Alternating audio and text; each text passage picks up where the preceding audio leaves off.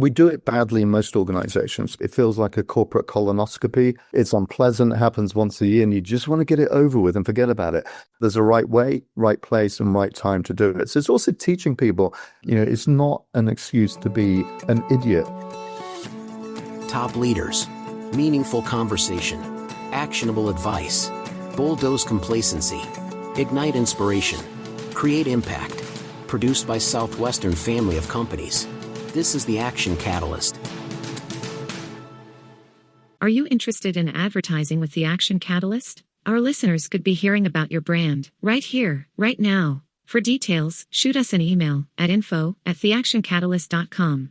Today's guest is Phil Le-Brun, a former corporate VP and international CIO at McDonald's, leading the consolidation and modernization of technology across 38,000 restaurants in 120 countries. He's now an executive leader at Amazon Web Services, and his book, The Octopus Organization, is out now. Phil, welcome. And I always like to start a little bit early in life. I mean, when you were a young man, did you have inclination that you'd be in technology for a career?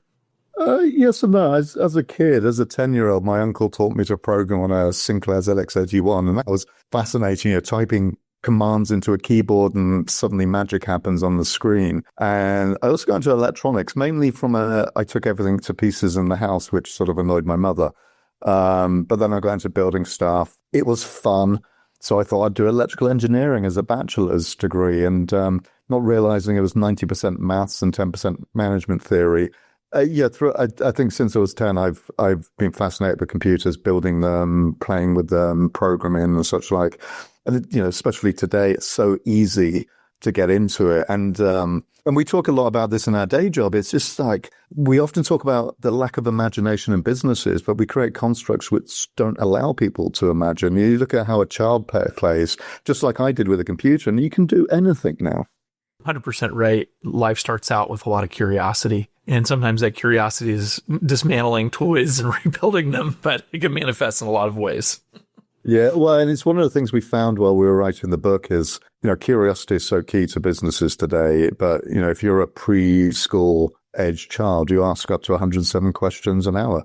When you're a young adult, it's 2 to 3. We actually train people to have answers, not questions, in a world where a lot of the answers don't exist yet. So it's funny, we talk about almost going back to your childhood and the things that you did as a child. You wanted to own stuff. You were curious about stuff. You wanted to know why something was important. Clarity, ownership, curiosity, they're all really important. We sort of lose that as we grow older.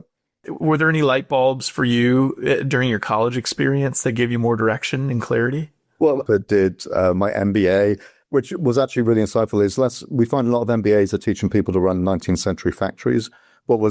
And this is more common in the US, but what was interesting about the exec MBA here was it was based on action learning. So yes, you learn stuff, but you learn to learn. So that's one of those skills which you're never going to not need in the future. What I found being a technologist was you could be the best technologist in the world. It didn't matter if you couldn't bring people along with you. And bringing people along with you is really, really hard because you work in complex systems. So that was really informative to me. It just changed my mindset about how to think about change. But I think the thing that permeates my career is just that curiosity. It's just like, there's so much to learn. I mean, people should come into work excited about all the opportunities they have to learn and to do some amazing things. Well said. You've obviously written an outstanding book, The Octopus Organization, and it is chock full. I mean, every chapter has a pretty significant lesson or an anti-lesson. Tell me how you came up with that. Anti-patterns are formulaic conditioned responses to a problem. For instance, a new CEO comes into a multinational company, and it seems perfectly logical to say, let's centralize everything because it's going to be more efficient, and efficient is good. And yet what happens is they create this massive bottleneck and pretend that every business unit is the same. So we started to write about it, and we came up with this metaphor of the Tin Man representing older organizations, and the octopus being a sort of biological metaphor. You're very curious. 2/3 of its neurons are in its arms, so it's decentralized. It's survived without any major structural change for over 250 million years. I thought, actually, that's how we want our organizations to be. Some of this comes from my background. I spent 31 years at McDonald's Corporation. And when I started to work in the corporate organization, we had a CEO who'd kicked off a couple of initiatives with cool names, because every failure needs a cool name. So one was called Store of the Future. The other was called Project Innovate. There was an attempt across 120 countries in McDonald's to standardize stuff. And it's sort of, if you're in a restaurant, there's a way of cooking fries. When you're cooking 70 million fries a day, you want that sort of manufacturing approach. But when you're running payroll, which varies across countries, or marketing campaigns, or even thinking about food and the food customers want to eat, it's very, very different. So let's figure out what the countries had in common and build that so they could really focus on what made them different and special. And the term, and some of this came from the work I did with Open University, the term glocal purely means, look, this argument about do I decentralize or do I centralize? It's a binary conversation. The answer is you do both. Things which are truly common, centralize those. Maybe you need specialist skills which are expensive. Maybe you get true economies of scale. But then the things which are different, decentralize those. And it's hard because typically a corporate headquarters will look at an organization and say 90% of what we do is common. Well, if you're in a business unit, you'll say 90% of what we do is unique. So a lot of this is about that conversation you have. But that global approach is really about finding the best of both worlds, between globalization for efficiency and scale, and in the case of McDonald's, things like brand imagery, versus decentralization, which is really important when you want to be agile. I mean, if you take a country like France, believe it or not, McDonald's in France had some of the biggest spikes in demand around dinner and lunch. It was a cool place for kids to hang out. They'd all descend on it. That wasn't a pattern you found in Germany. Even sort of consumer behavior differs. And it's easy to say all European countries are like this, or all US states are like this. But the reality is, it's actually quite hard work to figure out, okay, where are the true commonalities? Putting aside your biases from the seat you sit in. So your career was actually at McDonald's, starting with the developing manager role and then ending, I think, with... My last two roles, I was the international CIO looking after 119 countries for technology. And then I led the supply chain data, innovation and restaurant system. So it's still my claim to fame is you can walk into any of the 40,000 restaurants around the world, you'll touch technology my team built. A little known fact, because it doesn't say this on my LinkedIn, is I was at McDonald's 31 years. And the 7 years that aren't on there, when I was at school and university, I worked in the restaurants. Which actually, I say that because we spoke to the former CEO of PepsiCo. She's an Amazon board member now, and she talks about two attributes leaders need is the ability to storytell. And to storytell, you really have to understand your business. And the other is curiosity. What really happens in your business? And she used to go out with truck drivers, delivering Pepsi and such like, to sort of ground herself in what worked and what didn't work. And yeah, same policy at McDonald's. We used to spend minimally a day a year in the stores, because you're sitting in your office coming up with all these great ideas. Then you go and see what happens at the front line. You think, didn't even know that happened. But just getting back to the front line of your own business, we don't see enough leaders do that. It is really hard in an organization that builds such deep psychological safety, particularly when you're near the top, where you can have candid conversations. I was lucky. I had a leadership team which was pretty open. And the reason we could be open is because we're all aligned against the same mission. We all knew the opportunity ahead of us personally and professionally if we could pull off some of the things we did. And that really helped, because it wasn't about, I need to prove myself versus you. It's about, we've got a big challenge here. We're either going to do this together or we can't do it all. So that actually helped create some psychological safety and candor in the team. Through your time at McDonald's, Amazon, what did you notice that so many other companies and organizations needed? I mean, if you took all of these anti-patterns and you had to reduce it to, like, here are a couple of the ones that are probably the most pertinent today. A lot of it starts with a couple of things. One is it's simply clarity. Why are we here? If anyone's watched the film The Founder, about the founding of McDonald's, generally it was accurate. And in one scene there was a lot of arguments going on about what was McDonald's. Is it a franchise company? Is it a real estate company? Is it a food restaurant company? And it sounds trite, because people from the outside will probably say, well, it's a restaurant company. Well, really, it's a franchise company. But we see a lot of organizations struggle with our identity. Unless there's complete clarity about why do we exist? What does good look like? What are the priorities? What are we really intently going to focus on? And what are we going to ignore? It's really hard to be successful. It's really hard to unify a leadership team. The second one is shadow of a leader. Leadership has never been more important. Leadership is different in many cases now, or needs to be different. But what you do and say as a leader are often at odds with each other. If I say we're going to be a data-enabled organization, and then I immediately say, well, I've been here 20 years and I know what we need to do. That doing-saying gap just pretty much devastates your message. Or if I don't ask questions, I'm sending a message that I know the answers. Curiosity isn't valued in this organization. So one of the things we were privileged to witness as we talk to people like Indra Benedetto Vigna at Ferrari, the CEO of Ferrari, Dame Julia Hoggart, the CEO of the London Stock Exchange, is they all had some characteristics. They were humble. They had no pretense that they knew all of the answers. If you met them in the street, and you didn't know who they were, you wouldn't believe they were CEOs of major organizations. They were hungry. They were never satisfied. They were always pushing to do better themselves and their organization. But they were also smart. From an EQ perspective, they knew how to build teams. Dame Julia used to every Monday bring her leadership team together and go around the room, and she'd listen, what's on people's minds, what's working, what isn't working.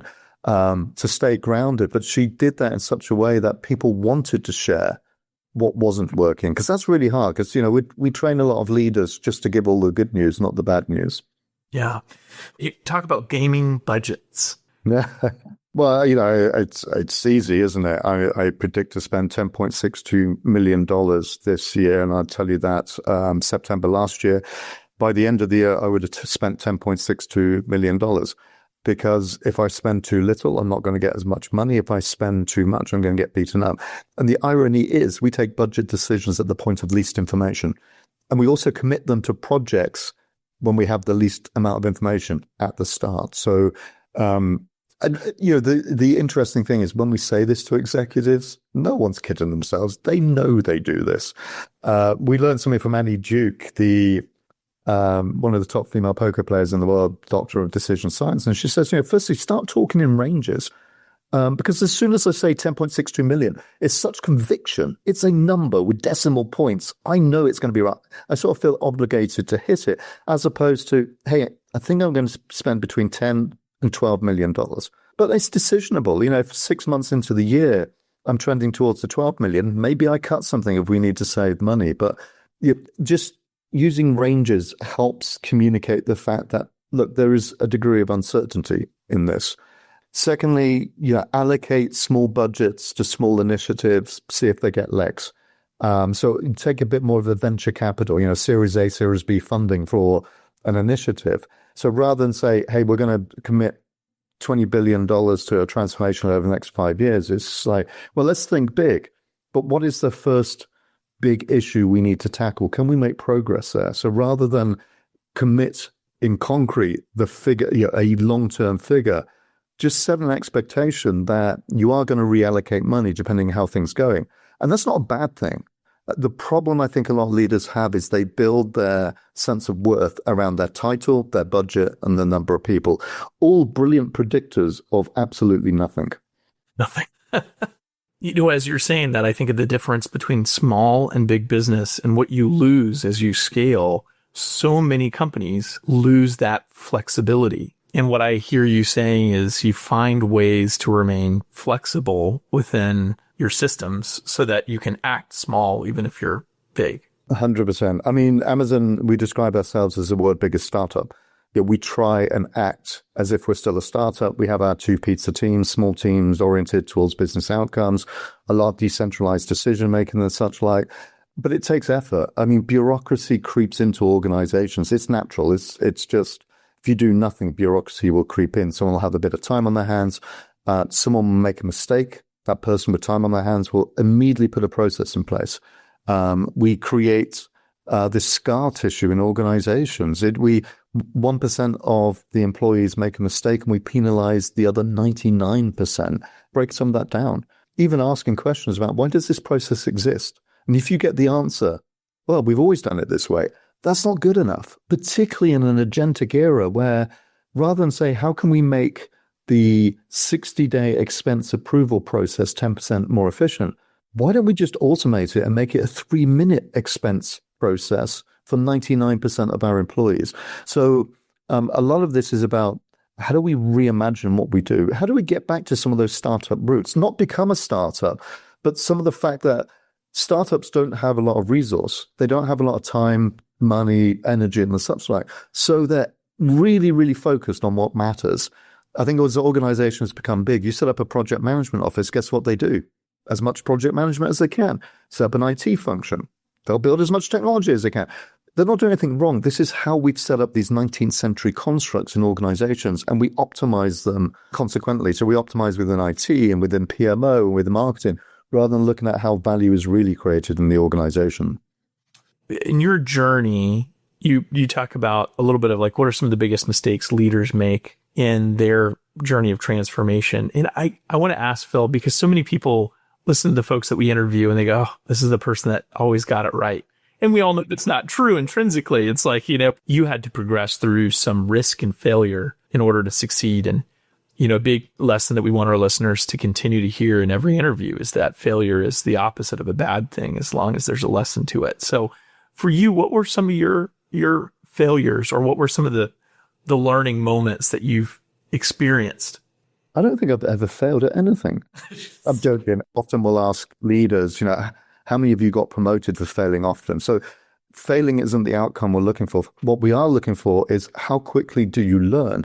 And when you learn, are you prepared to make a different decision as a consequence?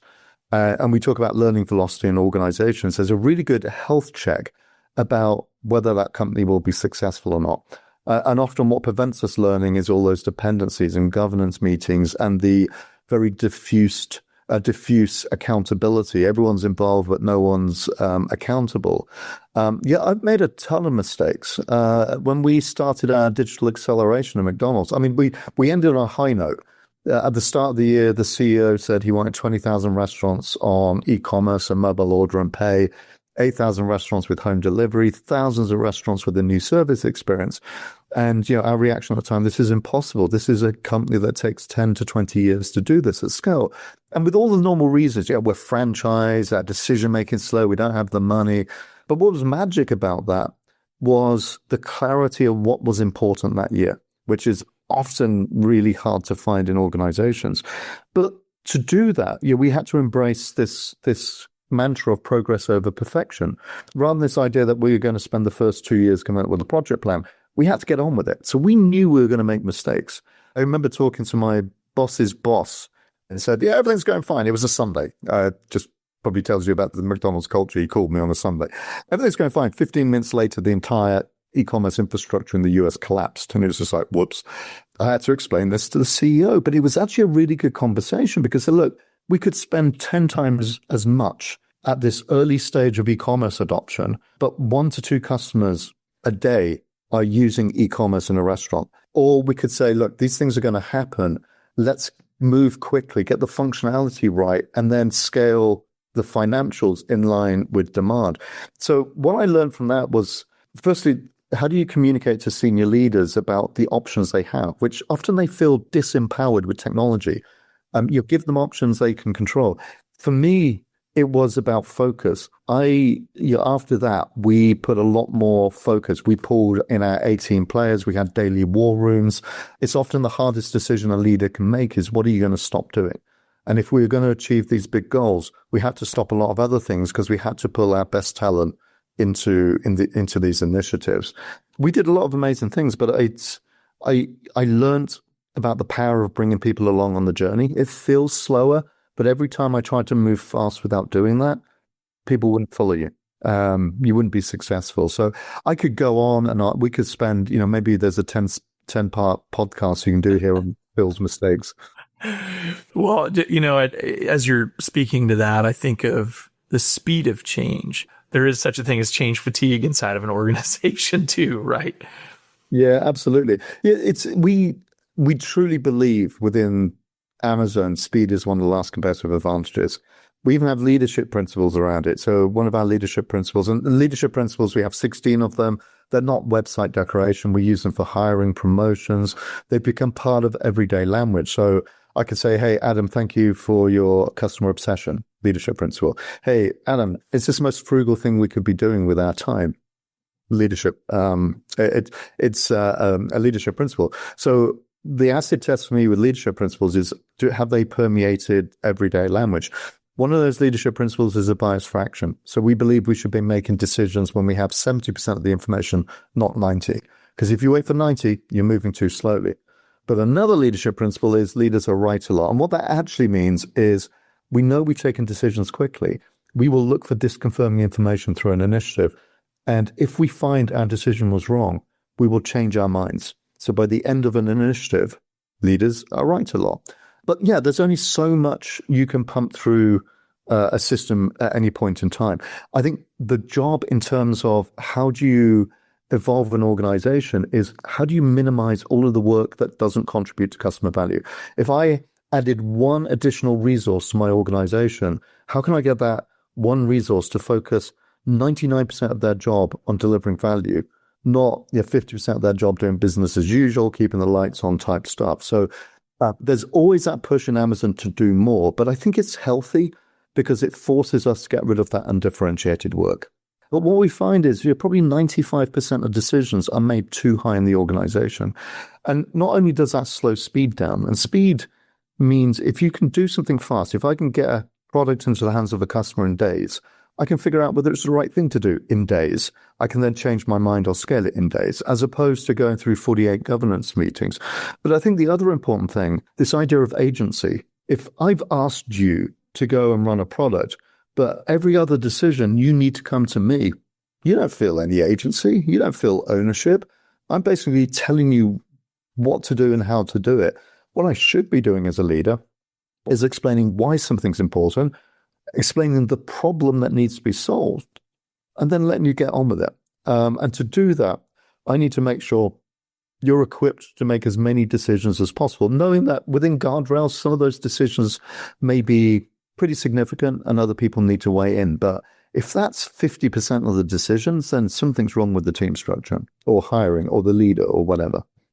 And I'm curious, in your journey, what did you do to make sure that line of communication was as honest as it could be about how you led? Yeah, I think firstly, there's a lot of misconceptions about feedback. First, we do it badly in most organizations. Most feedback's stored up for the annual performance review. It feels like a corporate colonoscopy. It's unpleasant. It happens once a year and you just want to get it over with and forget about it. If you make it part of your everyday ritual, it's very different. Literally, make it a habit. Say every day, give someone feedback or ask for feedback. How you receive it's really important. I mean, the best way of receiving feedback is just simply to say thank you or ask questions just to better understand rather than get defensive. You can give anyone feedback anytime, but there's a right way, right place, and right time to do it. So it's also teaching people you're giving feedback doesn't mean you've got a free for all to say anything. It's not an excuse to be an idiot, but a lot of this is role modeling it. A lot of it is also getting people to understand why this is important. The fact that we know from studies in psychological safety that if you don't have psychological safety, which requires feedback, then you can't innovate effectively, you can't move fast, and the such like. The other thing that really works is take the personality out of this. Either attack a problem rather than each other, and or make it a little formulaic. Hey, Adam, when you do this, this is how it makes me feel. Have you thought about doing this instead? When we do this, it's because we see the potential in each other, and we want each other to be a better version of ourselves. It's not about criticism. It's about the fact we care enough that we want to develop each other. So even phrasing it like that, why am I giving this feedback? Because I believe in you. I know you've got more in you. And by the way, if someone doesn't point out some of these problems, you're probably blind to them. One of your anti-patterns that I wanted to touch on is ownership. It's something that's been a big buzzword in, extreme ownership and, the idea of getting ownership. And, I think there's some truth to every cliche or every pattern that's become popular. You mentioned this idea of granting artificial ownership. So talk about a little bit what that meant. So, Adam, I'm going to give you ownership of this initiative. Just make sure you check in with me regularly. That decision you made last week on the product, I knew what the answer is and you made a mistake. That's artificial ownership from a leader's perspective. I pretend that you have the agency to go and do something, but I criticize you for making decisions. I don't want you to make decisions. We encode it in the word empowerment. I'm going to lend you power, but at any point I can take it back again, which is why we tend to prefer the word agency. People want mastery of skills. They want the purpose. They want to know they're doing more than a job description, but they want the autonomy to practice their craft. They don't want to be micromanaged. And especially in knowledge work, I assume we hire intelligent people. So why do we put 42 levels of management on top of them to tell them how to do the job we hired them to do in the first place? Something's fundamentally wrong there. And by robbing people of agency, they don't feel a sense of ownership. If something goes wrong, well, my boss told me to do this. If it's the wrong decision, it's not my decision. But, to give people this sense of ownership, not only do leaders need to let go, but people also need to be able to receive it too. So it's not as simple as saying, you've got ownership, go for it. It's about helping them understand, how do they embrace it, helping them make decisions. If they come to you and say, hey, Adam, I've got a decision to make. What do you think I should do? The right thing a leader should be doing is coaching. So what have you thought about, Phil? What options have you gone through? Why did you eliminate some? And it feels sometimes a bit unleadershipy because we talk a lot about mentoring. I'm going to share my advice to you. The reality is, especially in an era of agentic AI and the such like, where we as leaders don't have the answers. A lot of this is helping your folks think through the problem themselves. And you turn them into the next generation of leaders. You ensure they keep that agency. You get them enthusiastic. You keep them enthusiastic because they can see how what they do, what they own, contributes to a bigger purpose. By telling them how to do it, you give them, again, no ownership. You deplete their curiosity. You shut down room for maybe there is a better way. And it's the old thing about, if you want to prove you're an expert, teach. What does success look like? Why are we doing this? Who's the customer? What's been tried before? So it should also be a conversation around curiosity, asking questions about clarity, bringing clarity to what's trying to be achieved. And quite often, we don't have all of those answers. So it actually requires a deeper level of introspection from the leader about, okay, what am I asking someone to take ownership of? But I find it fascinating how many people can't wait to get out of the office at 5 o'clock, and then they go home and they invest in a hobby. And that hobby doesn't typically earn them money, but there's a satisfaction they get from it. They put all of this time, which is valuable, into something because they feel that sense of ownership. They have clarity about what they're trying to do. And they're curious. This idea of building, I'm a builder. I like to build stuff. It's not necessarily the end product, but it's that learning cycle you go through. Why can't we have that environment? The workplace can't just be a place to perform. It needs to be a place to learn. Otherwise, we're missing out on something incredible in all these individuals we have there.